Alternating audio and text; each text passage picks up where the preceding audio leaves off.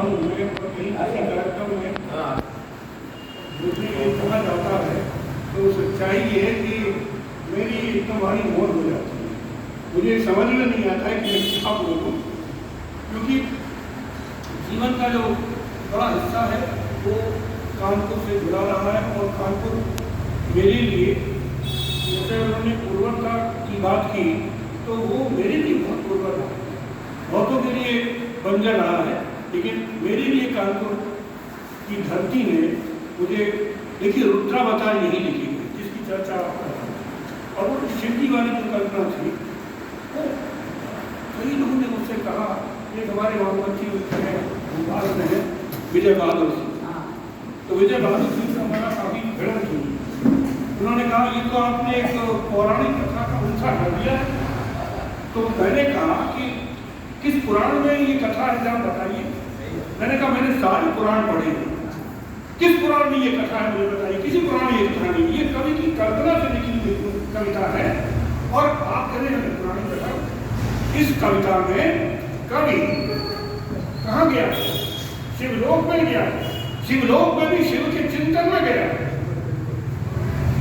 शिव के चिंतन में गया कि शिव ये चिंतन कर रहे हैं कि मेरा सबसे बड़ा वो अत्याचारी हो गया, और इतना अत्याचारी हो गया कि पृथ्वी त्रस्त हो गई, और उसने जाके मेरे आराध्य का की तपस्या की है और उनसे प्रार्थना की है।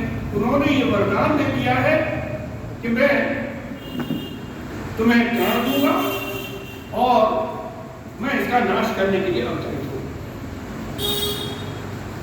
अब शिव के सामने ये समस्या आ रही है और विष्णु जी ने भी कहा पृथ्वी को कि तुम मेरे आराध्य से संपर्क करो, क्योंकि वो ये जान रहे हैं कि मेरे आराध्य शिव है, शिव के आराध्य विष्णु है, और मेरे आराध्य का सबसे बड़ा भक्त है रावण। तो मैं सीधे उसको अगर वध करूंगा तो वो भी उचित नहीं होगी। तो कहीं से कॉन्फिडेंस में वो चाहते हैं कि उनको शिवजी को भी दिया। तो अब ये चिंतन चल रहा है शिवजी के दिमाग में, और वो ये सोच रहे हैं कि अब इसके लिए मुझे क्या करना है। तो मैं बहुत दिनों से ये सोचता था कि मुझे अपने आराध्य की सेवा करने का अवसर मिले। तो अब ये स्वर्णिम अवसर आया कि मैं अपने 11वें अंश का अब अवतरण करने जा रहा हूं। उस समय तक शिव के 10 रूप आए। अब उन्होंने कहा 11वें अंश का मैं अवतरण करने जा रहा हूं, और वो 11वां अंश ऐसा होगा। उन्होंने पूरी कविता में उसके गुण बताए कि वो ऐसा होगा, ऐसा होगा, बाल ब्रह्मचारी होगा और वो अजय होगा, ये सारी बातें बताई हैं। और उन्होंने एक बात और कही कि रावण जो है उसको पता ही नहीं है कि 11वां अंश है, तो रावण उसका अपमान करेगा, और जब रावण उसका अपमान करेगा तो उस अपराध में मेरे प्रभु उसको दंड देंगे। ये जो मैंने कल्पना की ये आज तक कहीं किसी पुराण में नहीं। अब इसके बाद उन्होंने अपनी वामंगा शक्ति को बुलाया, शक्ति को बताया कि देखो मैं इस तरह से। तो उन्होंने कहा तो आपने बहुत अच्छा ये विचार किया है, और इससे सारा जो धरतीवासी हम सब बहुत शक्ति कह रही है कि कब आप धरा पर उतरेंगे, निर्बल के पल कब संवरेंगे, सार्थक शिवत्व कब ब्रह्म परीक्षा में, युग युग से इसकी सभी प्रतीक्षा में। तो निराला की बात की थी प्रमिला जी ने कि वो कहीं से उसमें निराला की कुछ भाषा, ये बात असल में बहुत चली, क्योंकि कविता लिखी गई 1990 में कानपुर में ही लिखी थी, पांडु नगर के हमारे घर में। उसी में मैंने प्रज्ञा वेणु भी लिखा, और प्रज्ञा वेणु को लिखने के दौरान मेरे पास मंत्रालय की सूचना आ गई थी कि आपका इंडियन ब्रॉडकास्टिंग सर्विस के पहले बैच में आपका सिलेक्शन हो गया है। और मंत्रालय के अंदर सेक्रेटरी से जब बात हुई तो उन्होंने कहा कि आप तो पहले भी कई गवर्नमेंट जॉब कर चुके हैं, तो आपको हम उन्होंने कहा कि टेम्परेरी अपॉइंटमेंट देने थे, अब जाके पटना लेके ज्वाइन करिए। तो मैंने कहा कि मैं प्रज्ञा वेणु लिख रहा था, गीता का अनुवाद कर रहा था, और मैं ये जानता था कि अगर मैंने दूरदर्शन ज्वाइन कर लिया तो ये काम अधूरा रह जाएगा। और ये मेरे जीवन का सबसे बड़ा काम मुझे लग रहा था कि गीता को मैंने जिस तरह से उगाया था, मुक्त छंद में जो गाया भी जा सकता है, नाच की तरीके से पढ़ा भी जा सकता है, उसको मैं पूरा कर दूँ। और ये चैलेंज था। कई बार हर श्लोक जो था उसमें मैं अटक जाता था, उसमें 3 की 4 दिन लग जाते थे, समझ नहीं आता था इसको कैसे करें क्या करें। तो मैंने उनसे कहा कि नहीं, आप फॉर्मेलिटीज करा लीजिए। अंडर सेक्रेटरी से कहा मैंने, कश्मीर राज्य से, मैंने कहा नहीं आप अपनी जो सारी फॉर्मेलिटीज करा लीजिए, उसके बाद ही मैं ज्वाइन करूँगा और जो आपका मुझे रेगुलर अपॉइंटमेंट दीजिएगा। ये मैंने उनसे लिखा कि मैं गीता का अनुवाद कर रहा हूँ, इसे ज्वाइन नहीं करूँगा। और दरअसल वो मेरे ऊपर एक तरह से सहानुभूति पूर्वक की बात कर रहे थे, क्योंकि मैं 3 साल से बेरोजगार था। मैंने नौकरी छोड़ दी थी 87 के एंड पे एलिको में। और आप जरा अंदाज लगाइए कि मैंने वहाँ से जितना पैसा मुझे मिला, 50-60 हज़ार रुपये मिला, वो सारा मैंने अपनी किताबें छापने में लगा दिया। तो आज तक कोई कल्पना कर सकता है? कोई नहीं कर सकता। सारा पैसा। और उसके बाद उन्हीं किताबों को लेकर के मैं डिग्री कॉलेज के मतलब मैं चक्कर काटता था प्रधानाचार्यों से, सभी हमारे मित्र थे, तो हमारी किताबें लाइब्रेरी के लिए खरीद थे। देवदत्ता स्वरूप जी थी, उन्होंने तो कहा उपरांत कितनी किताबें खरीद लें, तो हमने कहा 5 खरीद लीजिए बहुत हो जाए। उन्होंने तुरंत ऑर्डर दिया 10 किताबों का ऑर्डर। तो ऐसे जरूर भी बहुत सारे लोग थे, इंटर कॉलेज वाले थे, हमने बच्चों की किताबें की, कोई स्कूलों में पाठ्यक्रम में लगी थी, ऐसे सब चल रहा था। फिर 1990 में क्या हुआ कि वो मुलायम सिंह जी आए, तो वैसे वो हड़ताल हो गई कॉलेज। अब हड़ताल हो गई तो मेरा जो एक मार्केट था वहाँ पर किताबें बेचने वाला, वो खत्म हो गया। उससे मैं गहरे अवसाद में आया और भयानक अवसाद में आया। वो मैं मरते बिल्कुल मैंने बहुत बिल्कुल नजदीक से देखा। वो आएगा 30वें खंड में, अभी आपने 87 एंड तक पढ़ा कि जब आप 89-90 में आप पहुँचेंगे तब आप देखेंगे कि कितना भयानक समय मैंने झेला जिसको कोई कल्पना नहीं कर सकता। और मेरी 3 बेटियाँ थी, सब मैंने अंग्रेजी स्कूल में पढ़ा रहा था। और उस स्थिति में रहते हुए मैंने 3 साल से मैं जॉब में नहीं थी। तो आप मैंने उस स्थिति में मैं अंडर सेक्रेटरी को वो मुझे ऑफर कर रहे हैं कि हम प्रोविजनल अपॉइंटमेंट दे रहे हैं आपको, जाइए प्रतिबंध। क्योंकि उनको मालूम इसलिए था क्योंकि बच्चन जी के साले साहब जो मांगा वाले थे जगदीश राजन, वो उस समय यूपीएससी के मेंबर थे। तो उन्होंने उनका बड़ी धमक थी, पीएमओ थे, मतलब चले आते थे। अमिताभ बच्चन उस समय मेंबर ऑफ पार्लियामेंट भी हो गए, तो बात उन्होंने छोड़ दिया क्योंकि घोष होगा ये कार्ड लगा। लेकिन जगदीश राजन का बहुत बड़ी धमक थी, सारे मतलब सब दे गया। तो जगदीश राजन की तरफ से ये बात मिनिस्ट्री में पहुंची, तो उनको लगा होगा भाई ये बच्चन जी कितने निकट हैं और ये है बेरोजगार है और इसमें इतने बड़े साहित्यकार जो भी कहा होगा। तो उन्होंने कहा कि आप लगे जाएंगे। मैंने कहा नहीं, मैं चाहता हूँ प्रोविजनल अपॉइंटमेंट से नहीं ज्वाइन करूँगा, आप मुझे रेगुलर अपॉइंटमेंट दीजिए। आप सब अपनी कुल वेरिफिकेशन, स्वास्थ्य परीक्षा वगैरह ये सब करा लीजिए, उसके बाद ज्वाइन करूँगा। और इसके बाद मैंने, ये बात है मेरी शायद मैंने 30 अक्टूबर 1990 से शुरू किया था प्रज्ञावेदु का, और ये बात कश्मीर लाल जी से नवंबर, और मैंने जारी रखा। 15 मार्च को मैंने प्रज्ञावेदु का खत्म किया लेखन, 22 मार्च को छुट्टी गया, वहाँ से अपॉइंटमेंट लेटर लिया, 4 अप्रैल को मैंने पटना दूरदर्शन ज्वाइन। तो एक तो ये, उसमें देखिए ऐसा किसी चीज़ें मुझे याद आती है, यहाँ की बहुत यादें आती हैं। कानपुर है तो कानपुर में तो यादों से मैं गिरी जाता हूँ। तो महाशिवरात्रि के दिन हम, हमारा पांडुनगर में जो घर था तो एंकर करती था, तो वहाँ से किनारे से मैं थोड़ा बाहर निकला, सुबह का घर नहा धो करके, तो देखा घर के सामने, तो देखा उधर से किनारे से 2 साधु मुड़े इस तरफ हमारे तो पंक्ति पार के तले। मैंने कहा ठीक है यार, हमारे यहाँ आते रहते हैं और भी किसी घर में जाते रहते हैं साधु संत हमारे यहाँ, और मोहल्ले में भी लोग आते रहते हैं उनके यहाँ। तो देखा मैं चले गए। थोड़ी देर में हमारे घर के सामने से जय शंकर करके आवाज आई, तो हम बाहर निकल के देखा तो वही 2 साधु हमारे घर के सामने आए। अब उन्होंने आए तो हमारे खुश हो गया, महाशिवरात्रि के दिन आए। आज हम सब बातें करेंगे, आपने कहा राम मंत्र की बात भी करेंगे, PW की बात भी करेंगे और अपनी संस्कृत की बात भी करेंगे। तो अब वो हम उनको अंदर देखें, हमने उनको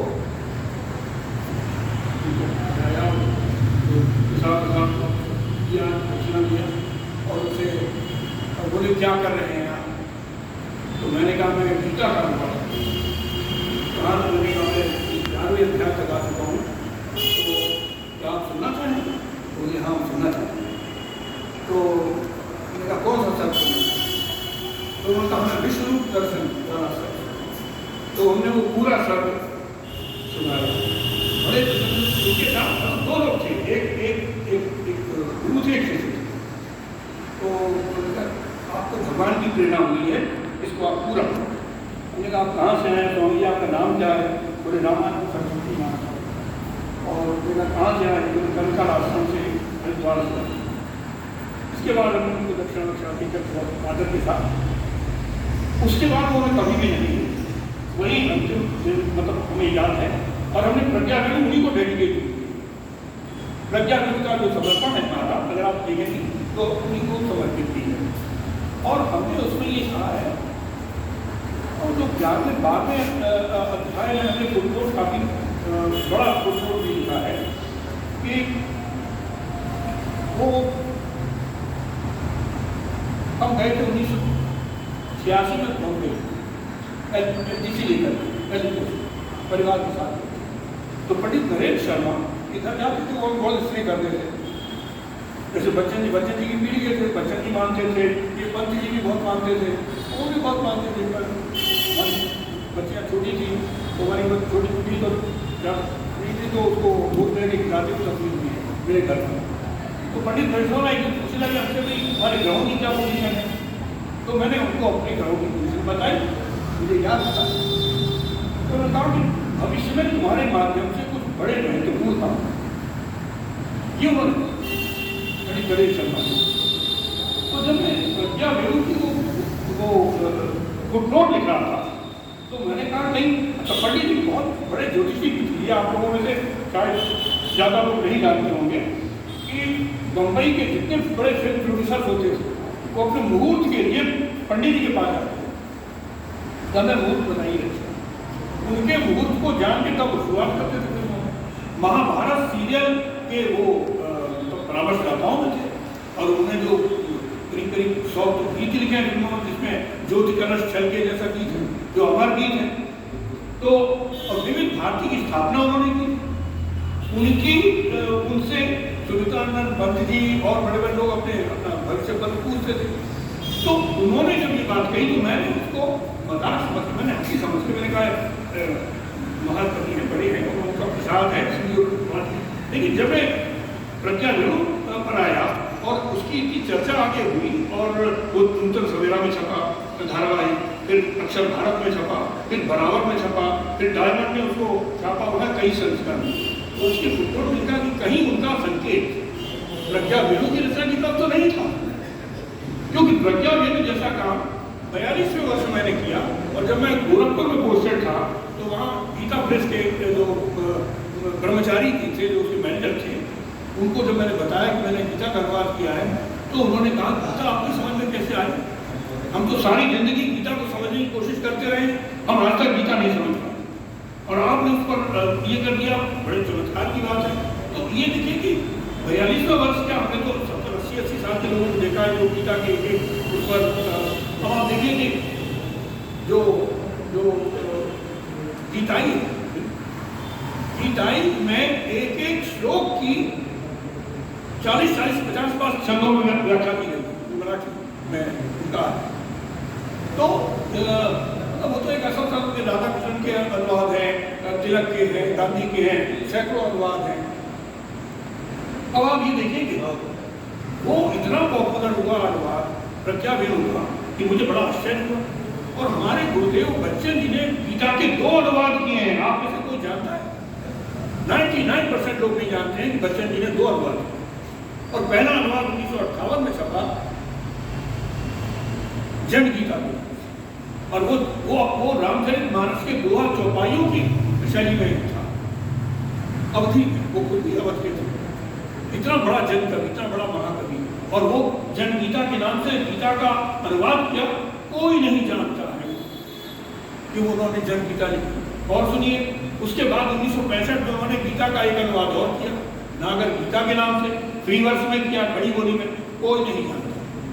लेकिन प्रज्ञा वेणु को जिस तरह से लोकप्रियता मिली देश में विदेश में, हमारे कानपुर की यतीन्द्र तिवारी ने, अब जानते होंगे यतीन्द्र तिवारी विदेश में थे उस समय, और मुझे जगह याद नहीं है कहाँ गए थे, वहाँ से उनका पता आया कि प्रज्ञा वेणु को मैंने यहाँ देखा तो बड़ी खुशी हुई। तो लंदन में तमाम जगह। अब एक प्रसंग और भी याद आ गया, जब ये बात याद आई तो बच्चन जी ने जब जनगीता लिखी तो वो मैंने यहाँ से साहित्य रत्नावली से खरीदी, पढ़ करके मैंने उनको चिट्ठी लिखी। मैंने कहा कि दादा बहुत अच्छा अनुवाद आपने किया है, तो हमें तो बहुत पसंद आया। तो बच्चन जी की चिट्ठी हमको मिली, वो मैं आपको सुनाता हूँ। उसमें लिखा प्रिय उद्यान, तुम्हारा पत्र मिला, तुम्हें जनगीता पसंद आई, मेरे लिए इतना ही बहुत है, शेष प्रशंसा का मैं अधिकारी नहीं। उस पर सच्ची बात उग्र ने कही थी। मैं जब जनगीता भेंट करने के लिए उग्र जी के पास गया तो उन्होंने उलट पुलट कर देखा और बोले तुम्हारी जनगीता नहीं चलेगी, तुम्हारी जनगीता नहीं चलेगी साले, तुम हो कायस्थ जिसे ब्राह्मणों ने शूद्र माना है, इस देश में शूद्र का लिखा धर्म ग्रंथ स्वीकार नहीं हो। अब देखिए बच्चन जी की ग्रेटनेस देखिए, बच्चन जी मुझसे 45 साल बड़े और वो मुझे फोन करके पत्र में ये लिख रहे हैं कि उग्र ने क्या कहा था, और इस तरह से जो गाली गलौज की भाषा में, और फिर उन्होंने आगे लिखा, खैर ये सब बात कहने की नहीं, आगे लिखा उन्होंने कि शायद उग्र का व्यंग ब्राह्मणों पर ही अधिक था, तो ये सच है, ब्राह्मणों पर ही अधिक था, लेकिन बात में कुछ सच्चाई भी है। जब हम लोग कहते हैं सत्यमेव जयते, यानी सत्य जीतता है, लेकिन जापानी मानते हैं जो जीतता है वो सत्य है, और शायद चलता जापानियों का ही सिद्धांत है। ये बच्चन जी मुझे लिख रहे हैं, और खैर ये सब बातें प्रसंगवश मैंने कभी चर्चा करने की नहीं, और मैंने ये बात कभी चर्चा नहीं की, तब तक नहीं की जब तक कि उनकी आत्मकथा में ये प्रसंग नहीं आया। तब मैंने उनके पत्र वाली किताब में एक फुटनोट में मैंने ये बात लिखी, और भी कुछ बातें आई, ठाकुर प्रसाद सिंह के बारे में बातें आ रही थी। तो मेरा ये कहना है ये कुछ प्रकृति कुछ ऐसा काम करती है, बच्चन जैसा सिद्ध हो, वो दो अनुवाद करना, और उनको लोग केवल मधुशाला के कवि के रूप में याद करते हैं, उनको लोग अमिताभ बच्चन के पिता के रूप में याद करते हैं, उनको लोकगीतों के कुछ लोकगीतों के गायक के रूप में भी याद करते हैं, लेकिन गीता के अनुगायक के रूप में उनको कोई याद नहीं करता है। क्यों नहीं याद करता है? तो क्या उग्र के कथन में सच्चाई थी? और मैं तो अपने को तो प्रगतिशील रहा, मेरे सरनेम में हाई स्कूल सर्टिफिकेट से ही शर्मा हटा दिया था। अब लोग मुझे जानने लगे शर्मा, इसलिए लोग मेरे फादर के नाम से तो जानने लगे शर्मा है, ब्राह्मण है, लेकिन मेरे मन में ये सब चीज़ें कभी नहीं। लेकिन क्या मैं ब्राह्मण था इसलिए प्रज्ञा होनी चाहिए? अब ये सब सवाल रहस्य के रूप में मैं नहीं जानता, मैं नहीं मानता इन सब चीज़ों को, इन सब पर कभी विचार करने की जरूरत मेरे ख्याल से औरों को होनी चाहिए। तो ये कुछ चीज़ें इस तरह की दिमाग में आती नहीं। फिर मैंने दूरदर्शन ज्वाइन किया, और यहाँ पर मैंने जिस तरह का काम किया, जब मैं इस कानपुर की धरती पर जब मैंने आंखें खोली मतलब साहित्य में, तो देखा चारों तरफ छंदों का साम्राज्य था, सनेही जी का साम्राज्य था, चारों तरफ एकदम उनके गुरु जी करके, और लोग हम भी जाते थे, मंदिर के दर्शन करते थे, हमको भी वो बड़ा स्नेह करते थे। तो वो सब प्रभाव पड़ा। छंद तो मैंने ज़्यादा नहीं लिखे, एक छंद पहला छंद लिखा, जो पहली मेरी कविता है वो छंद में है, और उसके बाद सनेही जी के ऊपर जो मैंने लिखा वो भी छंद में है। इसके अलावा मैंने कोई कविता सवैया नहीं लिखा, लेकिन गीत फिर लिखने लगा। छंद पर थोड़ी सी मतलब काफ़ी कमांड किया, बहुत मेहनत की, और मैंने बड़ी संख्या में गीत लिखे। मैं ये कह सकता हूँ कि शायद कम लोगों ने उतने गीत लिखे होंगे जितने मैंने गीत लिखे, लगभग 300 गीत मैंने लिखे। और आप देखिए कि बड़े कवियों में रमानाथ अवस्थी, मैं जिनसे नाम के नारा हुआ, रमानाथ अवस्थी, भारत भूषण, सोम ठाकुर और मुकुट बिहारी सरोज,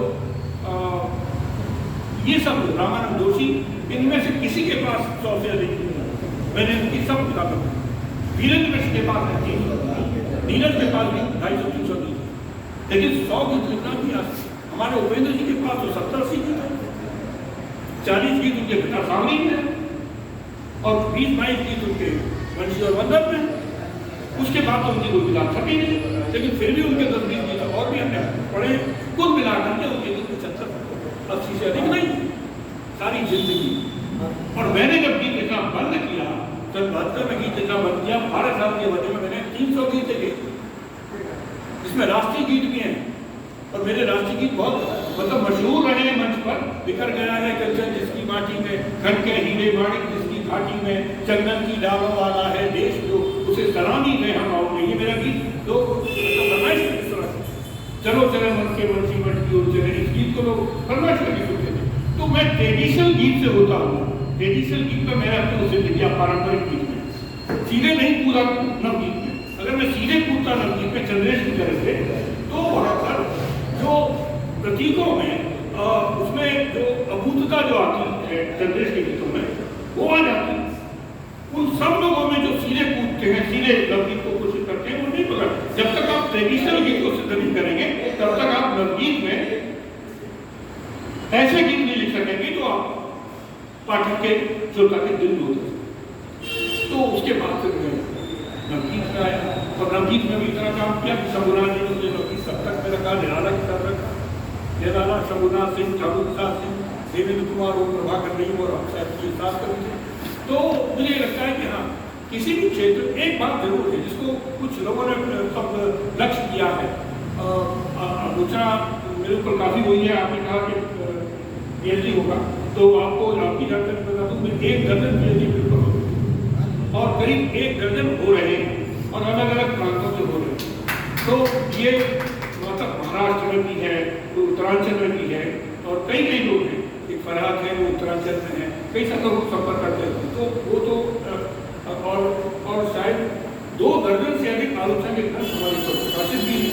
इसके बावजूद भी लोग काम कर रहे हैं। तो मुझे लगता है उस मामले में मैं शायद भाग्यशाली हूँ कि मेरे ऊपर आलोचना काम काफी हुआ। एक किताब तो पंडित जी के संपादन में पढ़े, रुद्रावतार और राम शक्ति पूजा के नाम से पांडे जी की संपादन में। और देखिए रुद्रावतार कविता 29 शब्द की कविता है, और उसने इंटरनेशनल फेम पाई। और कैन यू इमेजिन 29 शब्द की उस एक कविता को लेकर के आलोचना की 4 किताबें प्रकाशित, 4 किताब। पहली किताब तो तिवारी की है, 350 पेज की, 50 लोगों के लेके। उसमें बम्बई में हम गए तो वहाँ गोष्ठी हुई, 5 पेपर पढ़े। कानपुर आए तो प्रतीक मिश्र ने डीवी कॉलेज में गोष्ठी रखी तो 5 पेपर पढ़े। उड़ीसा में गए तो वहाँ पर नीरज की अध्यक्षता में गोष्ठी थी, वहाँ 5 पेपर पढ़े। और वो जो रुद्रावतार विमर्श में उसमें नीरज जो वहाँ बोले थे उसको ट्रांसक्राइब करके भी दिए। तो उसमें सारे आनंद प्रकाश दीक्षित है, उसमें पांडे से सीतांश है, कानपुर के उसमें विद्या चौहान है, सेवक वात्स्यायन है, श्रीमान वर्मा है, ये सब लोगों ने लिखा है। पांडे जी ने लिखा है, प्रतीक ने लिखा है। तो ऐसे कम से कम 1 दर्जन कानपुर के लोगों ने लिखा है। और लोगों ने मुझे याद कर रहा है, वो एक और डीवी कॉलेज वाली है, क्या नाम में भूल गया, कैलाश कौन है वो डीवी कॉलेज है, गया दीक्षित ने लिखा। और कमलाकांत जी हैं, उनका भी ध्यान आ रहा है। तो ऐसे उस कविता ने क्या था, उस कविता में आप बताइए, कुछ तो ऐसा रहा होगा जिसने आंदोलित किया, पूरे देश को आंदोलित किया। उसने बराबर में उस पर कवर स्टोरी छापी। उसके बाद 2 आनंद प्रकाश दीक्षित के और प्रतीक मिश्र के उसमें लेख गए, और उसमें कवन नारायण का एक वक्तव्य था कि राम की शक्ति पूजा की याद दिलाती है, एक सोम ठाकुर का था, एक करण सिंह चौहान का था, जो आपने बात कही थी। मैंने हमेशा इस बात का विरोध कि भाई राम की शक्ति पूजा से तुलना मत करिए, वो अलग चीज है, रुद्रावतार अलग चीज है। लेकिन और एक डर भी लगता था, डर ये लगता था कि इतनी बड़ी कविता से अगर हटा दिया जाएगा रुद्रावतार तो कहीं वो छक्का छक्का, कहीं लोग जैसा ऐसा था कि मान लीजिए दारा सिंह आ रहे हैं और दारा सिंह से कोई स्थानीय पहलवान जो है वो भिड़ा दिया तो ये लगता था कहीं में, लेकिन ऐसा नहीं हुआ। तो लोगों ने कहा दरअसल ये इस कविता की शक्ति थी, जिसकी वजह से ये बची रह गई, और इसने अपना प्रभाव क्षेत्र इतना विस्तृत कर दिया कि इसको गुटका संस्करण इसका छापा गया हनुमान चालीसा की तरह से। ऐसे लोग हैं जिनमें 1-1 हजार प्रतियां का अपने खर्चे से संस्करण प्रकाशित करवाया और मंदिरों में बांट। तो ये क्या है? ये हमने तो नहीं सोचा था। हमने जब 90 में इस कविता को लिखा, 6 दिन में ये कविता लिखी है, 6 दिन में। और ये इतना कठिन छंद है, कौन कह रहे थे? आप कह रहे थे ये बहुत कठिन छंद है। तो ये कठिन छंद सचमुच इतना कठिन छंद है कि माहेश्वर तिवारी ने मुझसे कहा कि हमने सारी जिंदगी हमें गीत लिखते हुए हो गई, लेकिन इस तरह का 29 छंद तक इसको साधना हमारे लिए संभव नहीं था। हम अधिक से अधिक 3 से 4 चरण तक संभाल सकते हैं, क्योंकि इसमें गीत के शिल्प में स्थाई, अंतरा, स्थाई, ये हो गया प्रश्न। अब इसी चरण में 29 छंद चल रहे हैं और चल भी रहे हैं, ये भी ध्यान रखना है। और साथ में ये भी कथा की एक कांता भी बनी रहे, कथा आगे बढ़ती रहे। अगर कथा आगे नहीं बढ़ेगी तो पाठक पढ़ेगा नहीं, अभी उसको अभी उसका नहीं। तो डेटवा में चैलेंज हो, तो वो कविता 6 दिन में लिखी गई। और मेरी सारी चीजें मुझे याद है कि त्रेता जो है वो शायद 2.5 महीने में लिखा गया, और अभिनव पांडव वो भी शायद 20-25 दिन में, 1 महीने में लिखा गया। ब्लैक होल भी शायद 15-20 दिन में लिखा गया। तो एक जैसे वो कहते हैं ना उतरती है, तो जैसे उतरी और उधर पूरी तरह से मुझे अपने आक्रोश मिले, और फिर तो मैं सोच नहीं पाता। ये मेरा प्रोसेस है। चाहे वो राधा माधव का भी है, राधा माधव ने तो बताइए कि राधा माधव की 6 भाषाओं में अनुवाद हो जाना 10 साल के अंदर, ये भी मिरेकल है। और 7वीं भाषा बंगाली में एक सर हो गया है, और एक और कोई सज्जन वो कह रहे हैं पूरा करेंगे। त्रेता का अंग्रेजी में भी हो रहा है, एक मैथिली में उसका आ चुका है, वक्रतुंड का मैथिली में आ चुका है। कई भाषाओं में मेरे काव्य जो है उनका स्वयं प्रभा का अंग्रेजी में हो गया, और स्वयं प्रभा BA में पढ़ाई जा रही है मुंबई विश्वविद्यालय में, और धारवाड़ में पढ़ाई जा रही है। तो निर्मल वर्मा ने लोकार्पण किया था। अब ये सब मैंने कहा, ये सब कानपुर की देन, कानपुर की धरती की देन। स्वयं प्रभा का लिखा जाए, रुद्रावतार का लिखा जाए, प्रज्ञा वेणु का, और वक्रतुंड का मंगला चरण छंद में मैंने यही लिखा था। उसके बाद उसको 2006 में मैंने आगे पूरा किया। तो ऐसा है मित्रों कि इस धरती का मेरे ऊपर बड़ा ऋण है, बहुत ऋण है। और यहाँ के धरती का, इस धरती में रहने वाले हमारे तमाम साथियों का, गुजर भाई तो है ही, लेकिन ऐसे अनगिनती बहुत सारे लोग, ऐसे लोग हैं जो मैं बहुत परेशान रहता था। तो मैंने उनसे जब बताया तो फिर मुझे उन्होंने मतलब आर्थिक मदद भी की, और मैंने कहा ये मैं उधार के रूप में, और उधार के रूप में लेके फिर मैंने उनको दिया। हमारे तो कोई इंजीनियर हैं, लखनऊ में हैं, यहाँ प्रेमनगर में GK श्रीवास्तव, वो है। तो ऐसे बहुत सारे उनका उल्लेख आया हमारी में, आत्मकथा में आया है। तो ये सारे लोग जो है इन सबका मैं पढ़ा रहा हूँ। और मैंने आत्मकथा में कोशिश ये की, शिल्प ये अपनाया कि मैं अपनी तरफ से कुछ नहीं करूँगा, मैं अपनी तरफ से कुछ भी नहीं करूँगा। केवल जो घटित हुआ है, जो का जो, उसको मैं पाठक के सामने रखूँगा। जो घटित हुआ है, जैसा घटित हुआ है, अच्छा या बुरा, अब पाठक निर्णय करें। और देखिए, मैं आपको ये भी बताना चाहता हूँ कि ये पहली आत्मकथा है मेरे ख्याल से विश्व साहित्य की जो 3rd पर्सन में लिखी गई है। कोई आत्मकथा विश्व की किसी भाषा की आत्मकथा आप देख लीजिए, मैंने सैकड़ों आत्मकथाएं पढ़ी हैं, सब 1st पर्सन में लिखी है।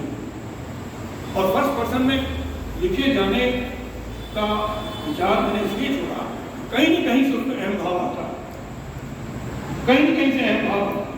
तो मुझे लगा कि अब ये, लेकिन जो मैंने फॉर्मेट अपनाया ये बड़ा चैलेंजिंग था, और ये बड़ा जटिल भी था। इसमें ऐसा था कि जैसे मैं अपने आप को निकाल करके सामने खड़ा करता और उसको 60 साल के पीछे लेता, और तब मैं देख रहा हूँ यहाँ से कि वो क्या कर रहा है, और वही उसी को मतलब उसी को देख करके, और आज मैं कागज पर लेखक के रूप में उसको कर रहा हूँ। तो एक हमारे यहाँ कहते हैं ना, तो मैं फड़काया पुरुष, तो एक तरह से ये फड़काया पुरुष, जिसमें अपने भीतर उतर के, और मैंने कोशिश की कि मैं उसी को रिक्रिएट करूँ जो जीवन मैंने जिया। तो ये बहुत ही यंत्रणादायक था, बहुत यंत्रणादायक है।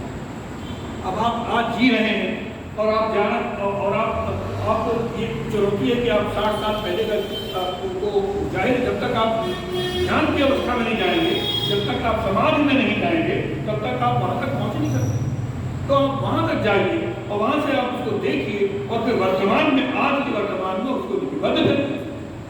ये बहुत ही जटिल प्रोसेस है। तो मैंने इसी तरह से इसको साधा और मुझे ये भी डर लगता था और पता नहीं था कि इसको कैसा स्वागत होगा या रिजेक्ट कर दिया जाएगा, लेकिन लोगों ने इसका अभूतपूर्व स्वागत हुआ और दोनों ही खंडों के पहले संस्करण 2-2 महीने में खत्म हुए। ये भी अपने आप रिकॉर्ड हुआ और इतनी समीक्षाएं हुई कि दूसरा संस्करण जब पहले खंड का आया, उसके साथ साथ आत्मकथा का आलोक नाम से 200 पेज की किताब भी आ गई संपादित, और उसमें हिंदू ने जो मेरा इंटरव्यू लिया था वो भी उन्होंने साथ में दिया अंग्रेजी में। तो इतना ज़्यादा मैं लगता है कि कहीं ना कहीं से, जैसे मुझे ये भी लगता है कि हर रचना का, जैसे हर मनुष्य का भाग्य होता है। जैसे अगर आप जन्मपत्री मनुष्य के रूप में बनाते हैं, एक बार हमने वागी जी से पूछ रहे थे, हमने कहा वागी जी ये बताइए कि जैसे मनुष्य की जन्मपत्री होती है तो क्या रचना की भी जन्मपत्री बन सकती है? तो उन्होंने कहा बन सकती है।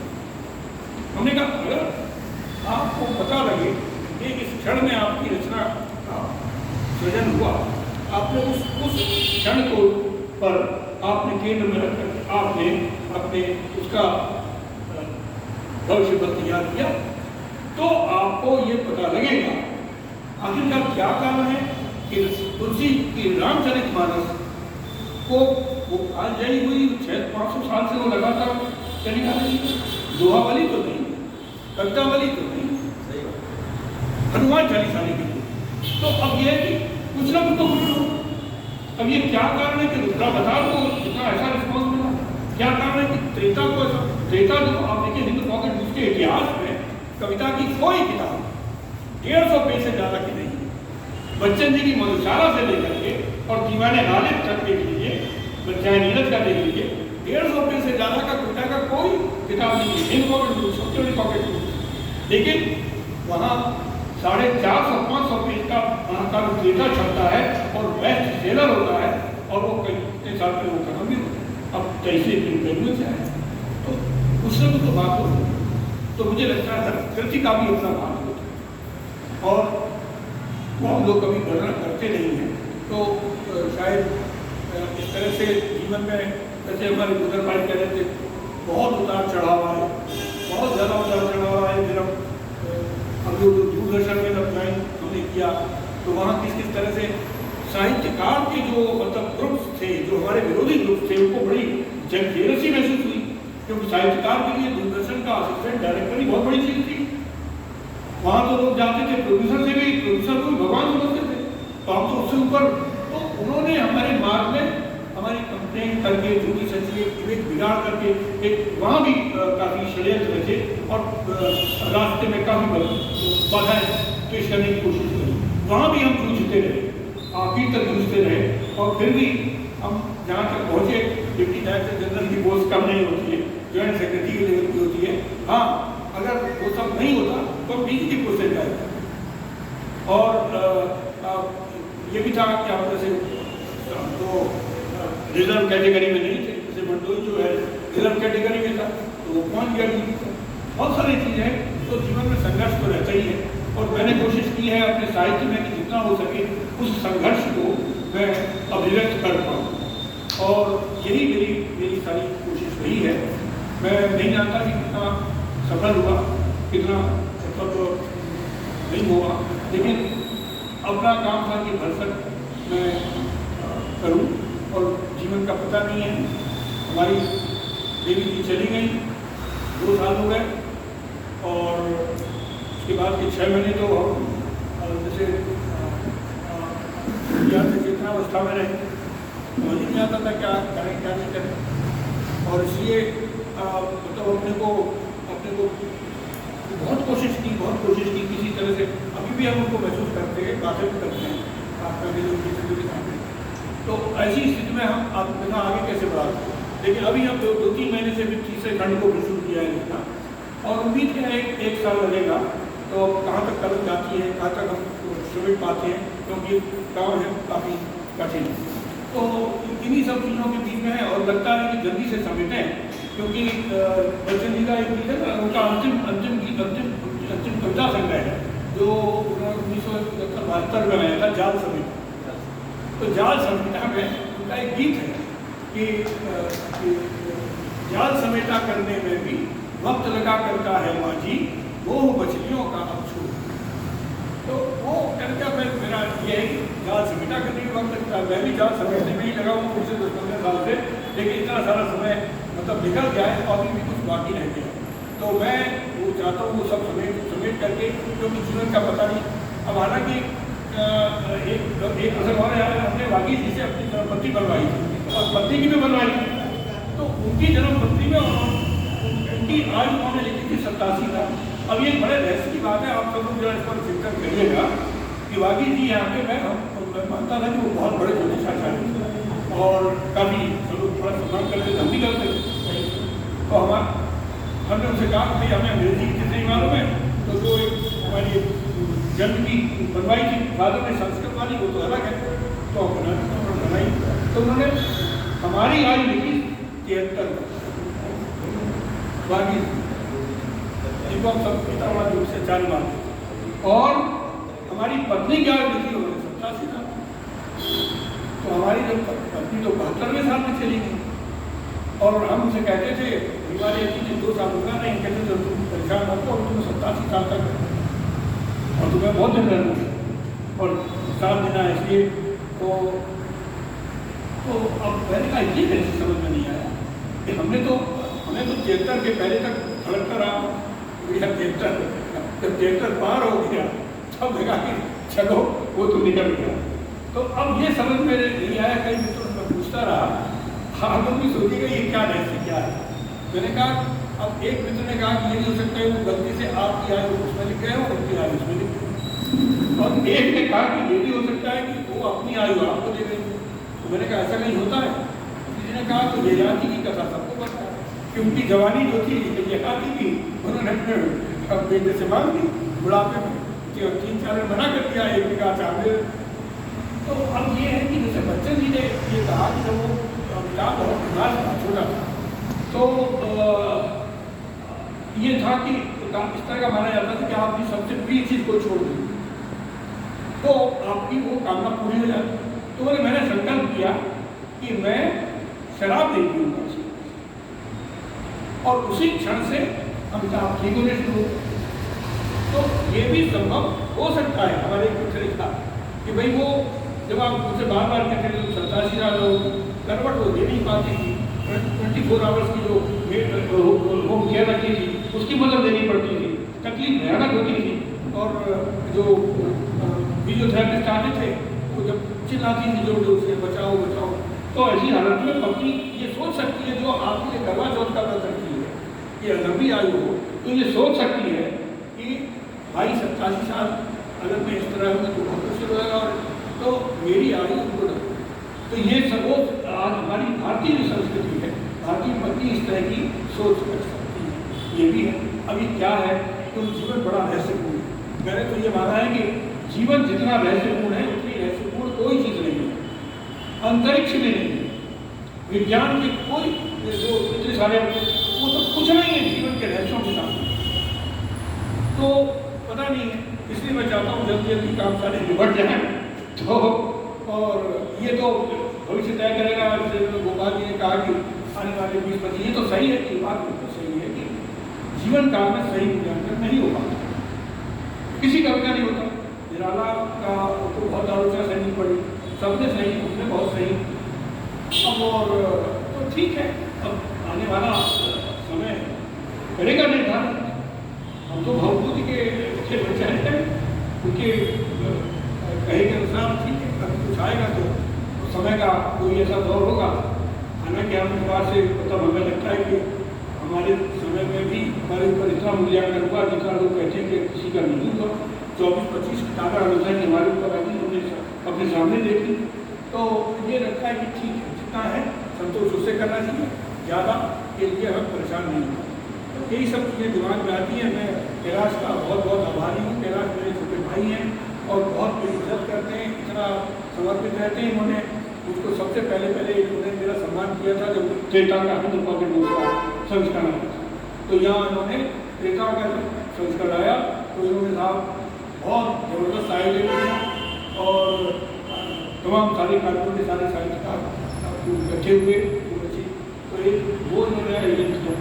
उसके बाद पिछले साल उन्होंने बहुत दिनों से कह रहे थे कि आपको अगर विशेषांक कर कई सालों से ही कहते क्या मैं उनको विशेषांक दिलाना चाहता हूँ। हम कहते नहीं छोड़ो यार, तो आप मेरे को विशेषांक मत निकालो और ऊपर निकालो, तो मानते नहीं थे। फिर उन्होंने कहा कि नहीं अब तो आप देखिए नागफनी निकाल दिया है तो आप हमको तो मना कर रहे थे। और कहा ठीक है आप निकालिए। तब उन्होंने पिछले साल विशेषांक निकाला और उस विशेषांक की ही सामग्री इसमें कविताओं को छोड़ करके अभी तक बेटा कविताएँ बढ़ा दी, इसमें केवल गद्य रहना चाहिए। तो इन्होंने इस तरह से ये तैयार किया और ये किताब आज आपके सामने उपलब्ध है और इसमें वही सारी रचनाएँ हैं जो उस विशेषांक में छपी थी। तो एक तरह से अब ये इसका स्थायी रूप हो इस किताब का, जैसा कि प्रदीप जी ने कहा और इन्होंने कहा, विशाल जी ने कहा कि ये हमेशा नहीं और आगे आने वाले जो शोधकर्ता होंगे उनके लिए भी इसकी उपयोगिता रहेगी।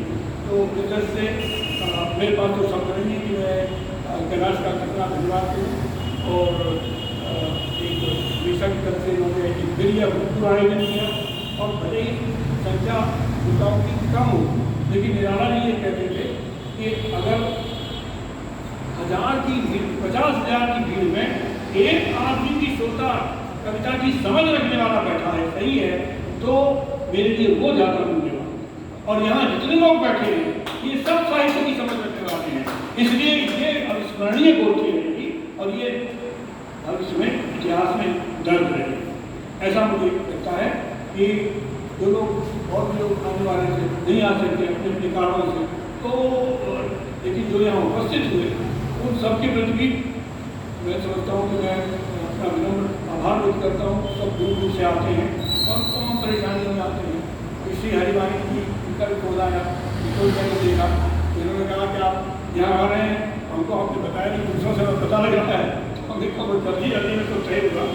तो इस तरह से बहुत सारे लोग हैं, कानपुर में तो उत्तर जहाँ जाते हैं सब जगह हैं, तो मैं बहुत बहुत आभार व्यक्त करता हूँ और मैं बहुत अभिभूत हूँ।